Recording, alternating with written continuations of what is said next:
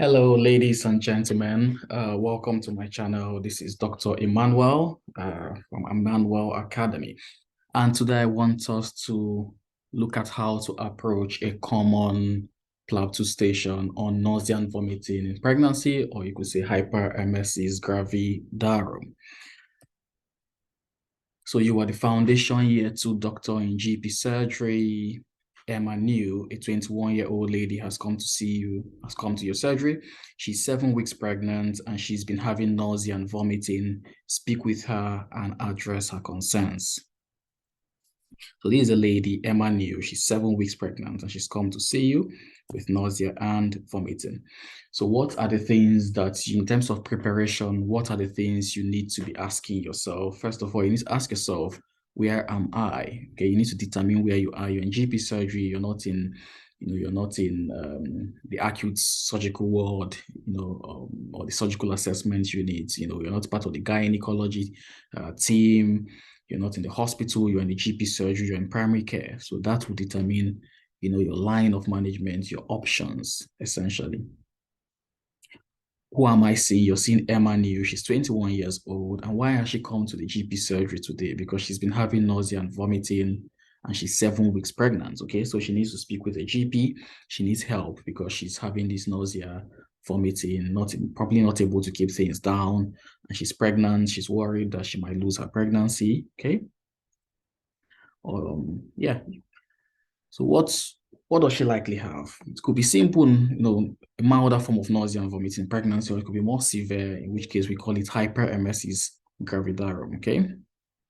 So when you see her, you, of course, usual process, you walk into the examination, room, you introduce yourself to the examiner, you confirm, you give your examiner your examination number. He will ask you, or she will ask you if you're ready, and you say yes. Then he will point at the patient and introduce yourself to the patient. Hello, I'm Dr. Emmanuel, one of the doctors on duty today. Are you Emma New? She will say yes. How would you like to be called? Or is it okay if I call you Emma? She'll say, oh, Emma is fine. Say, nice to meet you, Emma. I understand you've come in today because you're having some troubles with, feeling sick and being sick. Is that correct? Or is that right? She will tell you, oh, yes, doctor. So do you want to tell me about this? Or you can follow another approach. You say, what brings you to the practice today, Emma? Okay. And then you will need to apply. When she gives you her presenting complaint, you need to empathize. So I'm really sorry that you're going through this. Do you want to tell me more about this? Some patients might open up and start giving you the history. Some might ask you, oh, doctor, but I think it would be really absurd if a patient has told you they're having nausea and vomiting, and you ask them to tell you, you nudge them to tell you more about it, and they ask you, doctor, what do you want to know? Okay, so the more realistic thing would be she will give you a hint. She'll tell you, oh, doctor, I'm 7 weeks pregnant, and I've just been feeling very sick. Started over the last 2 weeks, whenever I put something down, whenever I try to have a piece of toast or have some squash, have some fruit juice, I just feel very nauseous, and before you know what's happening, I'm actually being physically sick. So feeling sick here, is a way of describing nausea. So you say, oh, I feel sick, which means I'm nauseated, I'm nauseous, or I've been sick. So to be sick means to actually vomit, while to feel sick is to be nauseated or to feel nauseous. Okay, so she'll tell you she's been feeling sick and she's been actually physically sick, and she just can't. The sight of food makes her distressed. She has lost her appetite. She's probably lost some weight. And she's concerned about the safety of her pregnancy. So you need to ask her, explore her ideas, her concerns, her expectations. So what do you think could have brought this up? Her ideas. You want to know what she thinks, okay? Her preconceived, notion or understanding before coming to see you. She's probably read on the internet. She's gone on Google. She's gone on the NHS website. She's read things about nausea and vomiting in pregnancy. So she has some ideas, okay? Or she's probably not read and she has her own, preconceived notion. So you need to find out because it will help you in either carrying her along. If she's read the right things, if she knows the right things, it's easier to manage, Both of you will just, liaise together to come up with a reasonable plan. You want to find out her concerns. What are you most worried about? She'll tell you, oh, doctor, I think I may lose my pregnancy if I'm not able to eat, okay?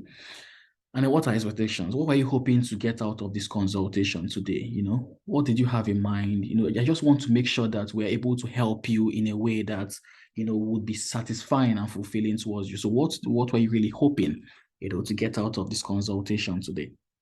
I should tell you, doctor, yeah, and they probably need some anti-sickness medications. I was hoping to get some anti-sickness medications, and some advice on things that I could try. So you need to explore her ideas, her concerns, her expectations from that consultation.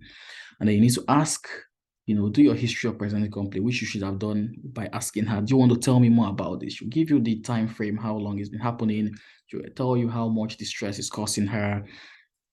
Then you need to ask her, some specific questions. Is she able to keep anything down? You want to make sure she's not dehydrated. Is she able to keep anything down? Any food, any fluid, how frequently, how often does she feel nauseous in a day? How many times does she vomit in a day? You need to ask all these things, okay? You need to explore, are there other causes of nausea and vomiting? Does she have a UTI? She got a PID, so you need to ask her, does she feel pain when she passes water? So water is urine. So while passing water, does it hurt? Does it sting? Okay. Has it got an abnormal smell? Have you recently had a urinary tract infection?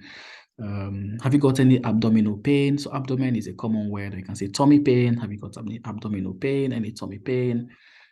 Any problems passing water? Any troubles with your bowels? Are you having loose stools? So, or how are your bowels? Try to use open-ended questions.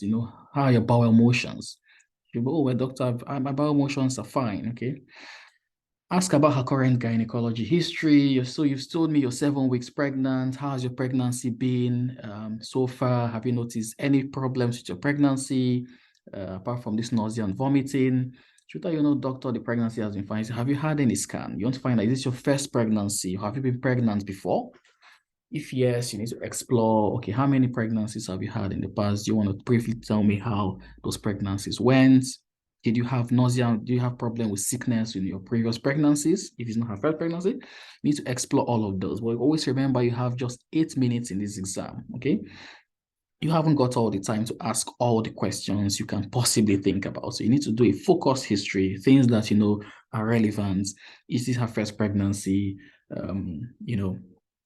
Because first pregnancy is a high risk, isn't it? It's a risk factor for nausea and vomiting or hyperemesis in gravidarum. So you need to ask all of that. Any family history of hyperemesis gravidarum, because a positive family history, ask if her sisters, her mom, had problems with nausea and vomiting in pregnancy. Then you need to find out what she's tried so far. So how are you coping? How have you been coping in the last 2 weeks since this problem started? Have you tried anything to help the situation? She might tell you, okay, yeah, I read that you could have some ginger drinks that sometimes it helps. It's okay, that's fine. And have you noticed that this is helping? Have you tried any of that in any medications? She might say, okay, no, I actually came because I think I need some anti-sickness medications. And you ask her, has she got any preference, any particular one she's thinking of starting? Has she got any allergies? So because if you're going to prescribe any medication for a patient, you must make sure they are not allergic to that particular medicine. You need to ask about allergies.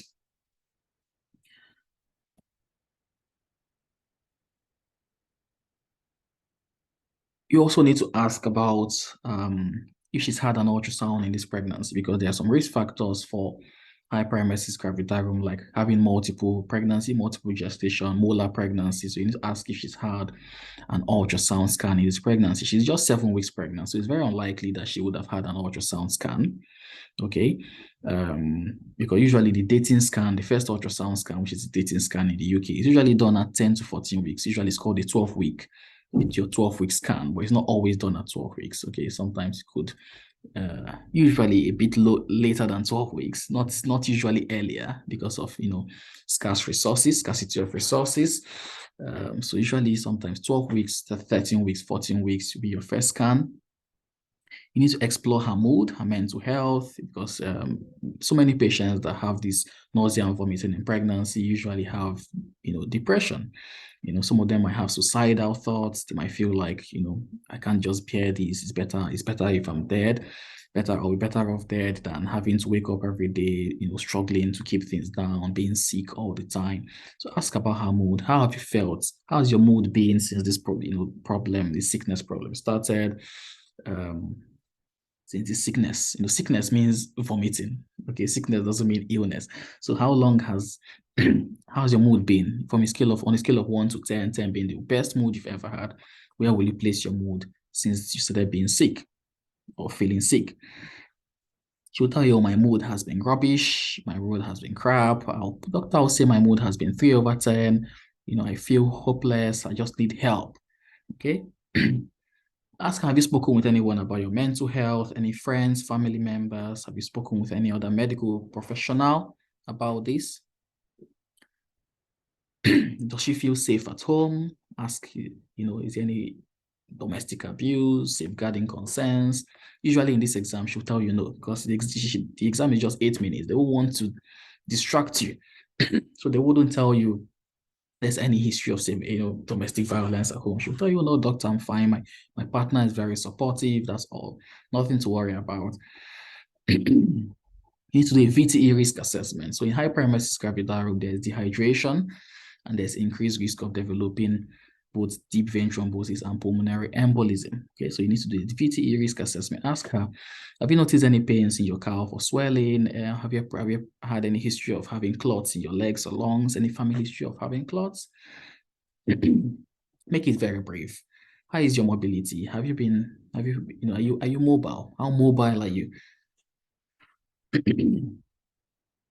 Then in your GP surgery, you can do some basic investigations. You can check up, basic examinations. You can check for signs of dehydration, check her skin toggle, check her, if her tongue is parched. You can do a urine dipstick in your GP surgery. So you have resources to do a urine dipstick to look out for ketones, check if she has a urine infection, check if she's got leukocyte esterase or nitrites in her urine. So for ketones, if she has up to 2 pluses of ketones, you're thinking, oh, she's probably very dehydrated. You probably need to start thinking about the possibility of referring her to A&E or referring her directly to the gynecology team for her to have intravenous fluid and intravenous anti-emetics. So if she has maybe 1+ ketones or trace of ketones, you'll be thinking, okay, in a GP surgery, if I can prescribe some oral anti-emetics for this lady, encourage her to try to take as much oral fluids as she can tolerate, that she might actually, recover from this moderate dehydration or mild dehydration. Excuse me. So, if you think she's not very unwell, then you can offer her some oral antiemetics, okay? Things like buccal, prochlorperazine, oral promethazine. You can offer some of those medications, ondansetron, but usually where people are, very skeptical about prescribing ondansetron in the first trimester because there are concerns that it can increase the risk of, cleft palate in the baby. So it's not first line, okay? You could prescribe metoclopramide, so check her allergies and prescribe based on the BNF guideline and, based on her allergies, her allergy history. You want to place her on 5 milligrams of folate. Usually in pregnancy is 400 micrograms, but in nausea and vomiting, because she's likely to be folate depleted, you want to place her on a high dose, which is 5 milligrams of folic acid. And you want to place her on oral thiamine, usually 5 milligrams 4 times a day. Sorry, 50 milligrams 4 times a day. So oral thiamine, usually 50 milligrams 4 times a day, or sometimes 100 milligrams twice a day. You can dose it that way to prevent Wernicke's encephalopathy, okay? Because she's likely to be vitamin B1 or thiamine depleted if she's having nausea and vomiting. So you want to consider all of these. And then based on your VTE risk assessment, if you think she's at high risk of developing VTE, of course, for her to be at high risk, means she's probably severely dehydrated. And if she's severely dehydrated, she needs to be in the hospital for intravenous fluid where she'll be given, subcutaneous enoxaparin, okay, Clexane usually, why she's in hospital, okay? So I'll go to the previous slide, which I skipped. This is what is called the PUC score. PUQE, Pregnancy Unique Quantification of emesis and Nausea. Emesis means vomiting. So puke score. This is a guide towards helping you determine if a patient is having mild, moderate, or severe nausea and vomiting in pregnancy, MVP. What it essentially does in your exam, which is 8 minutes, obviously you wouldn't have a puke form. But you could ask the examiner just in case they have one. Have you got a puke form, please? He will say, oh no, I haven't got a puke form.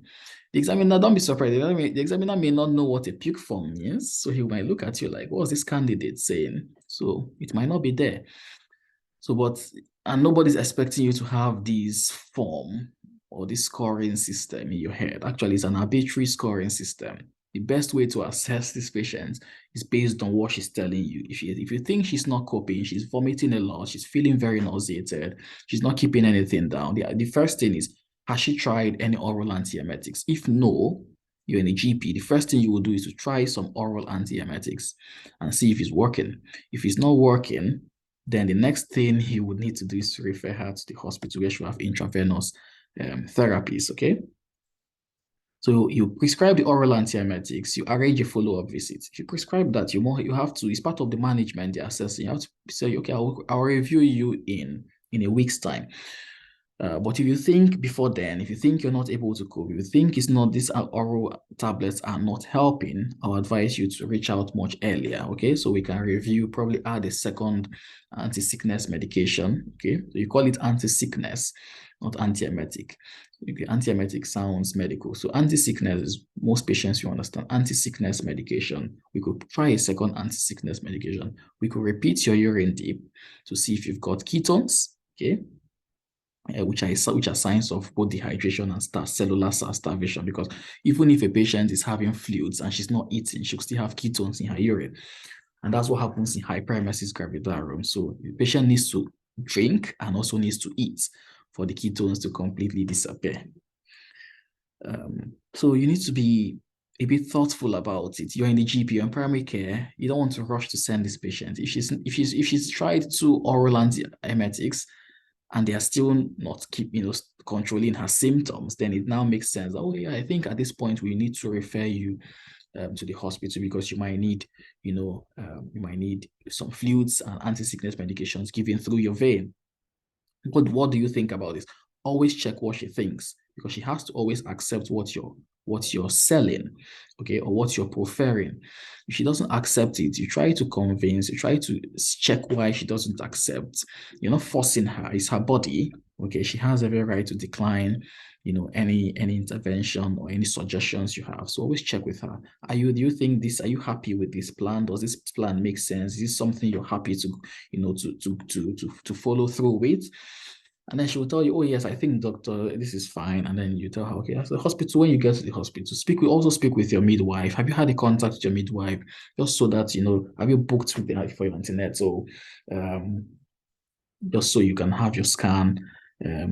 She might have her scan earlier. The midwife might help arrange her scan earlier because she's having hyperemesis, just to see if she has got a molar pregnancy or multiple pregnancy or something. So just be a bit flexible. These are things you need to consider. So the question is, should I manage this lady in primary care and then book a follow-up, follow-up assessment in a week's time, okay, or in a few days' time, in 72 hours, give her a follow-up call. I can do a telephone follow-up in 3 days' time to see how she's doing. Okay, just try to be flexible. Try to show that you understand that there's something called telephone follow-up. Or you can book a face-to-face assessment in a week's time. Okay? And so key points, ensure you find out what she wants. Your plan has to tie up with hers. It's a shared decision or management. It's not just you, the doctor, selling your own ideas to the patient. The patient needs to be carried along. She needs to be sure that, oh yeah, what this doctor is saying makes sense, and I really want to try that, okay? So ideas, concerns, and expectations are key to getting a good score on data gathering and communication or consultation skills. And I've put this here just for you to understand how this NHS system works, because you might be coming from Nigeria, you might be coming from India, Pakistan, Ghana. Your country system is different from the NHS system. Okay, every country is unique in the way the healthcare sector is structured. So you need to understand that in the NHS, you have the primary care, which is the GP surgery, and you have the hospital care. Okay, so in this case, you're in the GP surgery, which is primary care. So there are things you can manage here, and there are things when you become more concerned, you might need to refer the patient to the hospital. And when you're referring, are you referring the patient the same day to ED, for instance? Are you very worried to say, tell her, go to the emergency department? Are you less worried to say, okay, yeah, I'll speak with this team. They'll probably book you an outpatient follow-up in a few days or in a few weeks. So it depends on how worried you are. That determines how quickly you want your referral to be. You also give her some emergency numbers. Say, okay, yeah, if you think you're not able to cope over, out of hours, maybe in the night or over the weekend, and you think you need someone to assess you, you can speak with NHS 111, which puts you through the out of hours GP.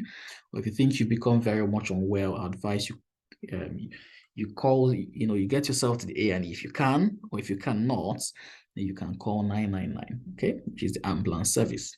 You have to give her all these available services. It's called safety netting. You have to tell her things to do if she thinks her situation is getting worse. What are the commonly prescribed oral anti-emetics here in the UK? The buccal prochlorperazine, okay, the oral promethazine, oral metoclopramide, oral ondansetron is the risk of cleft palate in the first trimester. So it's not usually the first line. If patient is not coping on all these oral antiemetics, patient is not coping on IV antiemetics. So before you go to oral ondansetron, usually patients would have tried intravenous or intravenous antiemetics, and the patient is just still not coping. Okay, you've tried all the possibilities. You've mixed, you've tweaked the medications. You've tried one, you've put the second one. You've played around the antiemetics, and they're just not working. What you do is have a discussion with the patient on trial of oral corticosteroids. Okay. So in recalcitrant cases, not every patient will accept corticosteroids because of possible side effects, but I think most patients would if that would help control their symptoms. And usually the last resort is termination of pregnancy, unfortunately, if everything has been tried and that sickness or nausea and vomiting is just not being controlled, patient is at higher risk of developing VTE, risk of mortality, risk of dying from severe dehydration, electrolyte imbalance. You have to discuss termination of pregnancy with the patient, okay? And that's it. I think we've come to the end of this station. If you think it's been helpful, leave a like, subscribe to this channel because more videos like this will be released, and share this with your friends who would benefit from this. Thank you very much.